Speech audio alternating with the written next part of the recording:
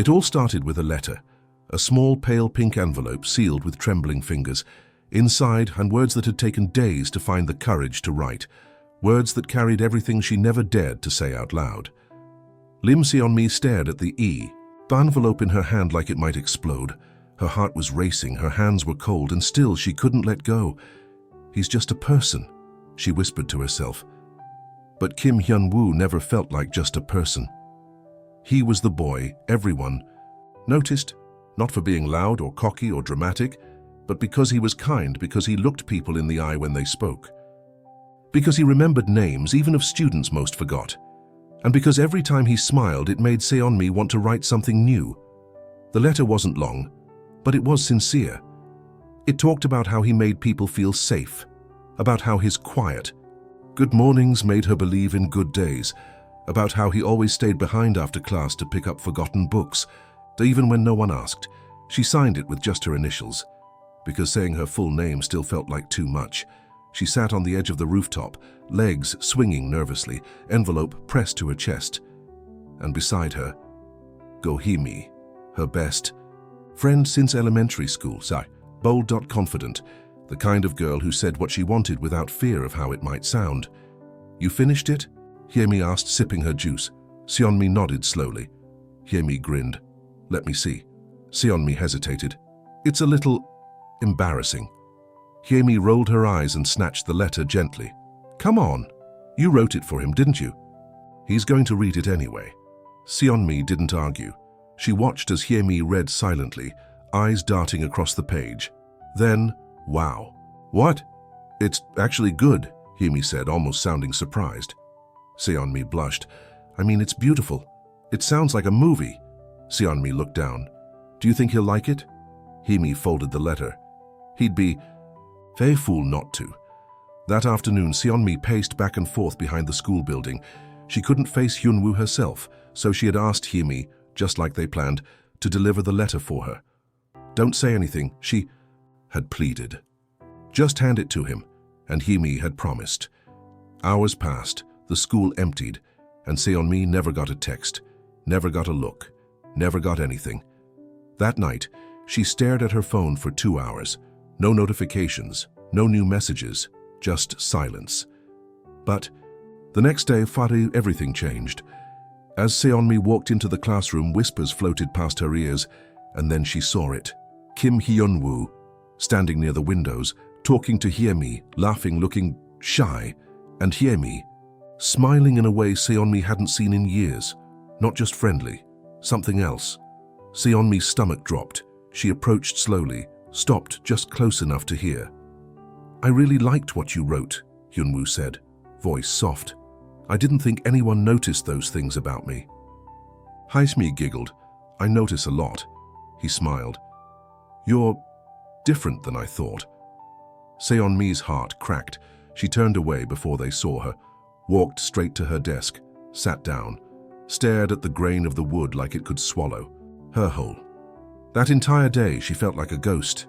Hyun-woo walked by and smiled, but not at her. Hye-mi kept glancing over, not guilty, just smug. And Seon-mi. She said nothing. She couldn't, because how do you accuse your best friend of stealing your heart when you handed it to her yourself? That night, Seon-mi pulled out her notebook, wrote until her fingers ached. Poems. Letters she would never send. Sentences that ended in question marks because she no longer trusted her voice. The days blurred. Hyun-woo and Hye-mi became something. Not official. Not declared, but closer. They shared lunch now, walked together after class, everyone noticed. No one asked questions. Seon-mi started skipping lunch, spent breaks in the music room instead. Alone. She told herself it was better this way, that she wasn't. Meant to be the girl people chose. She was the background, the narrator, not the love interest. Never the love interest. Until one afternoon, she opened her locker and found something inside, a folded paper. Her paper, the original letter. But this time, it wasn't sealed, it was creased, handled, reread, and on the back a note, written in handwriting she recognized instantly, Hyun-woo's. Who really wrote this? Seon-mi stared at it, hands trembling. Her heart did a backflip, and for the first time in weeks, she felt the tiniest spark of hope. From that day on, the air between the three of them changed. Hyun-woo kept looking at Hye-mi with quiet curiosity. He remembered the letter, the gentle words, the quiet observations, the kind of sincerity that felt impossible to fake. And every time Hye-mi smiled at him, he tried to connect that girl to the one who had written those words. He wanted to believe it. He needed to. Hye-mi, on the other hand, wore her new attention like a crown. Suddenly, people noticed her more than usual. Whispers followed her in the hall, and whenever someone teased her about Hyun-woo, she smiled like it was inevitable. She was the girl who caught the heart of the kindest boy in school, even if she had to steal someone else's words to do it. Seon-mi watched it all unfold from a distance. She said nothing, but inside she was screaming. Every laugh they shared stabbed deeper. Every glance he gave Hye-mi twisted like a blade. And worst of all, she still loved him, even knowing he thought someone else had written the letter, even knowing he would never choose her. During literature class, their teacher read a passage from a love poem. The words floated in the air like smoke, and for a brief moment, Hyun-woo glanced across the room. At Seon-mi, she looked up at the same time. Their eyes met, and in that frozen second, something passed between them. But just as quickly, he looked away, back to Hye-mi, and the ache in Seon-mi's chest returned. At lunch, Seon-mi sat alone, her food untouched, her eyes on the table. She used to eat with Hye-mi. They used to laugh about dumb things and share chips. Now, nothing. Hye-mi didn't even glance in her direction. She was too busy sitting beside Hyun-woo, telling him about a song she liked. He smiled, listening politely, but Seon-mi could see it. His smile didn't reach his eyes. Not like before, not like when he read her letter. That night, Seon-mi walked home alone. She clutched her backpack straps like they were the only things keeping her grounded. She passed the bakery where Hyun-woo used to work part-time. She remembered the day she saw him give free bread to a crying kid. She remembered the warmth in his eyes, and now that same boy was slipping through her fingers, believing a lie. At home, she pulled out her notebook again. This time she wrote for no one. Not him, not Hye-mi, just herself. She wrote about heartbreak and silence, about watching someone else wear your dreams like borrowed clothes. She wrote and cried and then wrote some more, because it was the only way she knew how to survive. The next day, Seon-mi arrived early to school. The halls were quiet. The sun hadn't fully climbed yet. She walked to the music room, her new hiding place, and found the piano uncovered. She wasn't sure why, but she sat at the bench, pressed a few keys. The sound echoed softly. She wasn't a pianist, but she remembered enough from childhood to find a melody, a soft, sad one. Just as the last note faded, a voice behind her spoke. "You play?" She turned. Hyun-woo. He was leaning against the doorframe, holding a binder. She froze. He took a step in. "Sorry, I didn't mean to startle you." She shook her head quickly, standing up. I'll go." But he held up a hand. "Wait." She stopped. He looked at her for a moment, like trying to solve a puzzle. "I feel like I don't know you," he said. Her breath caught. He smiled faintly. "But I think I want to." She didn't know what to say, so she said nothing, just nodded once and left the room before her knees gave out. That moment haunted her all day. Had he known? Was he just being kind, or was there still a part of him that suspected the truth? Later in science class, they were partnered by random draw. Of course, she barely spoke. He did most of the notes, but near the end of class, he slid a sticky note across the desk. I still think about that letter sometimes. Her eyes widened. He didn't look at her, just pretended to read. She didn't write back. She couldn't. After school, she found Hye-mi waiting by the gates, her best friend, or what was left of that word. Hye-mi smiled like nothing was wrong. "You okay?" Seon-mi hesitated, then forced a nod. "Hyun-woo really likes you," she said, voice barely above a whisper. Hye-mi's smile tightened. "I know." That night, Seon-mi opened her notebook again. This time, she didn't write a letter. She wrote the truth, a page titled "What I Wish I'd Said." lines that were raw and unfinished, things she couldn't say to his face. But if he read it, maybe, just maybe, he'd know. Something felt off. Kim Hyun-woo couldn't explain it, but the feeling gnawed at him quietly. At first it had seemed like fate, a beautiful letter, a girl he barely knew opening up in such a vulnerable, poetic way. He remembered reading the letter, over and over, struck by its gentle power. He wanted to believe it came from Hye-mi. He tried, he really tried, but the more he spent time with her, the less it made sense. The girl from the letter had noticed small things, like the way he helped teachers clean up, or how he always brought an extra pen for classmates who forgot. But Hye-mi? She didn't even know what book he was reading. She got bored when he talked about music, and whenever he brought up poetry, she just changed the subject. Still, she smiled at him like none of it mattered, like her charm alone was enough to cover the cracks.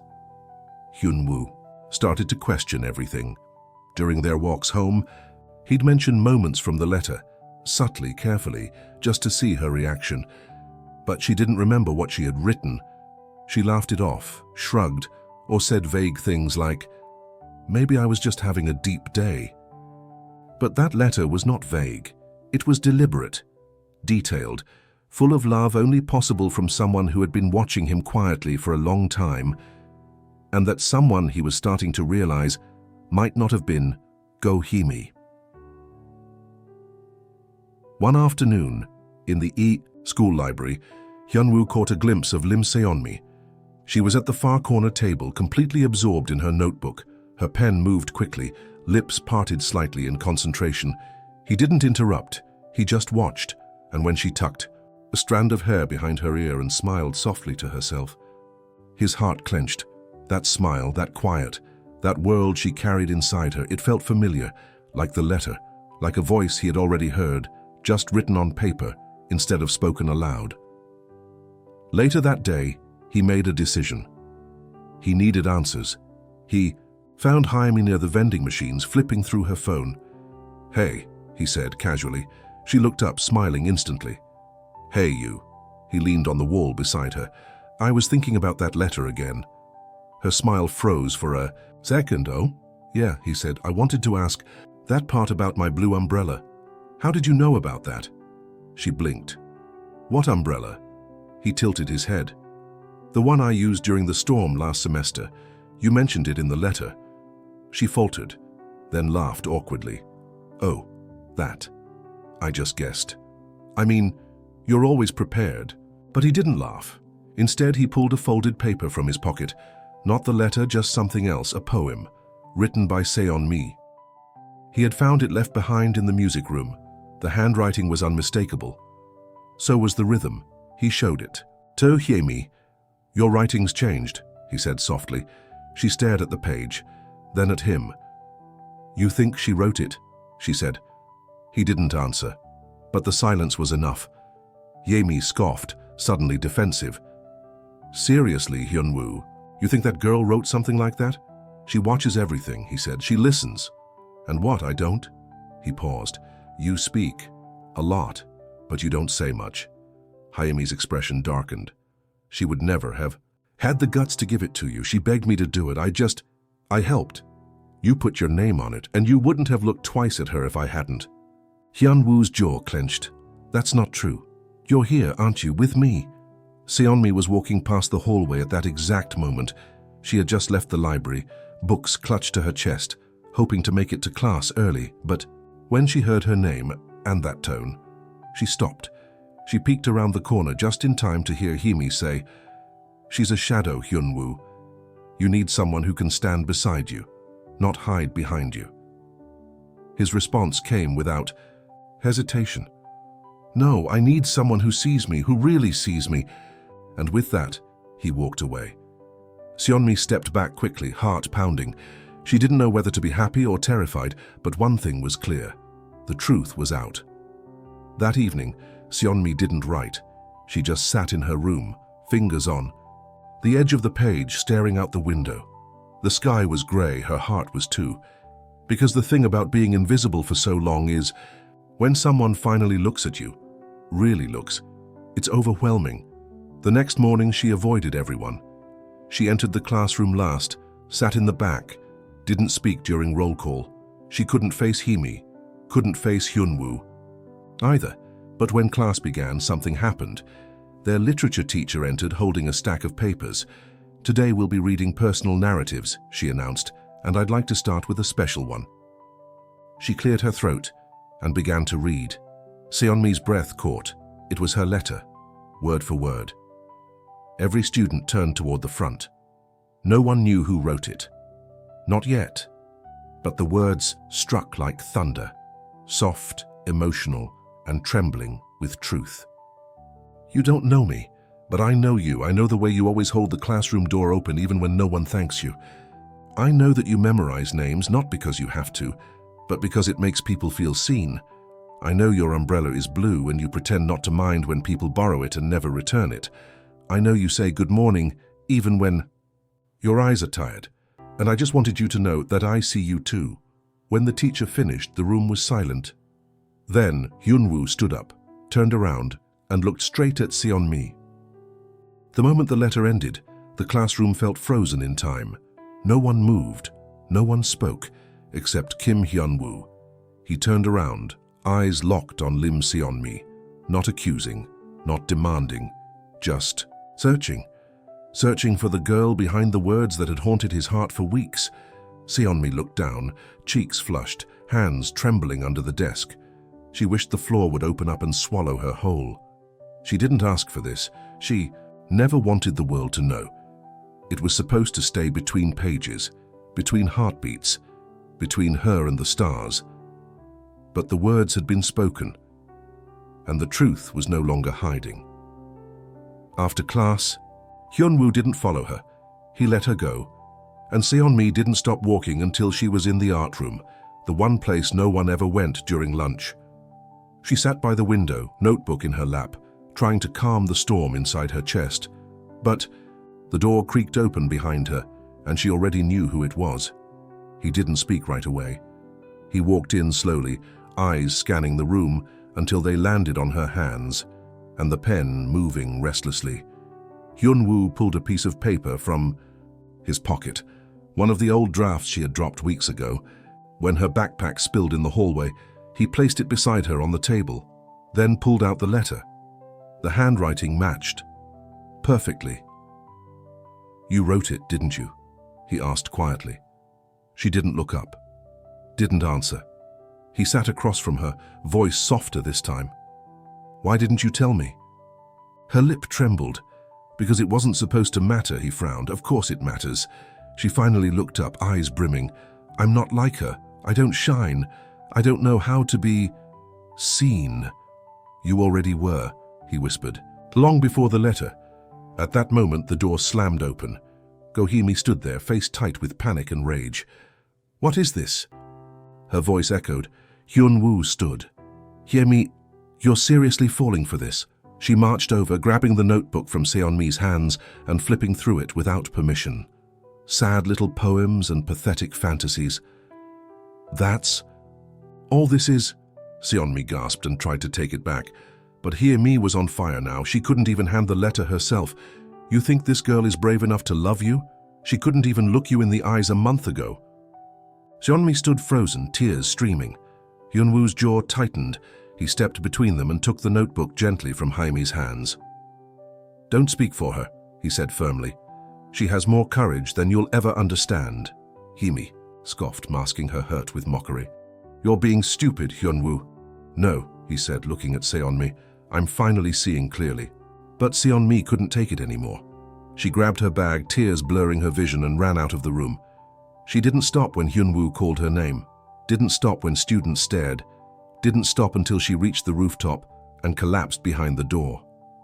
There, she let everything fall apart. The grief of being invisible, the pain of being betrayed by the one person she trusted most, the unbearable hope of almost being loved.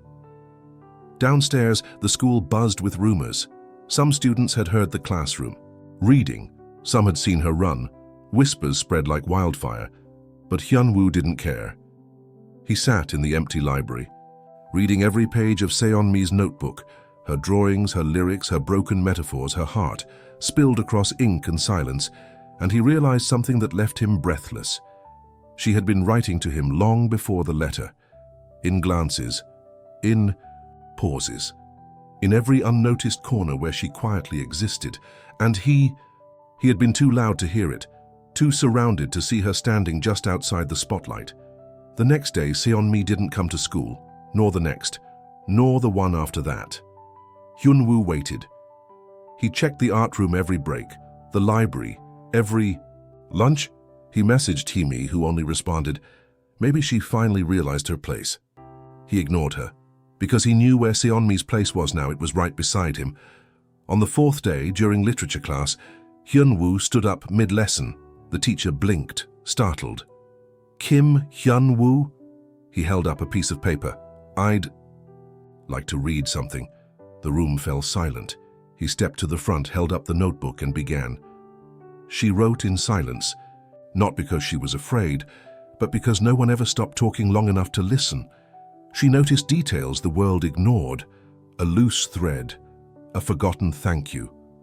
A boy who smiled with his eyes, but never asked for anything in return. She wrote to him, not to be noticed, but because it made her feel close to something real, and when the world laughed at her quiet, she still kept writing. His voice cracked, but he kept reading. I didn't see her. Not really, but she saw me, and now I want to see her too, all of her. The teacher didn't stop him. No one did. Not even Hye-mi, who sat 2 rows away, red with shame. Because in that moment, there was no pretending, only truth. Only a boy reading the story of the girl he finally missed. The silence after Hyun-woo's reading wasn't empty. It was full of meaning. The classroom sat frozen, unsure if they had just witnessed a love confession, a literary masterpiece, or both. Hyun-woo stood quietly at the front, eyes not searching. For approval, only for one face, one presence. But she wasn't there. Lim Seon-mi hadn't returned to school. Not after the confrontation, not after the tears, not after the betrayal. She had disappeared into her quiet again. The kind of quiet that wasn't peaceful, but heavy. Heavy with shame, heartbreak, and fear. But Hyun-woo didn't stop. He kept writing. Every day he filled a page. He left notes in the places she used to sit. The library windowsill, the art room corner, inside the piano bench. Little folded letters with drawings and messages like, if you're still writing, I want to read it. You made me look up when I didn't even know I was looking down. I miss your silence. It always said more than most people's noise. He didn't know if she ever saw them. But one day, one note disappeared. The next morning, another. And that was how he knew. She was still here, somewhere, listening. On the last Friday of the semester, during literature class, the teacher brought up a final assignment, a public reading, voluntary. One student could read anything they wanted, an original piece, a classic, anything that meant something to them. No one volunteered. Until Hyun-woo raised his hand. The class already knew. They waited. Some rolled their eyes, some leaned in. But he didn't look at them. He looked at the back door and began to read. You once wrote, I don't expect to be loved. I just hope to be heard. So here I am, trying to answer you. The door creaked open.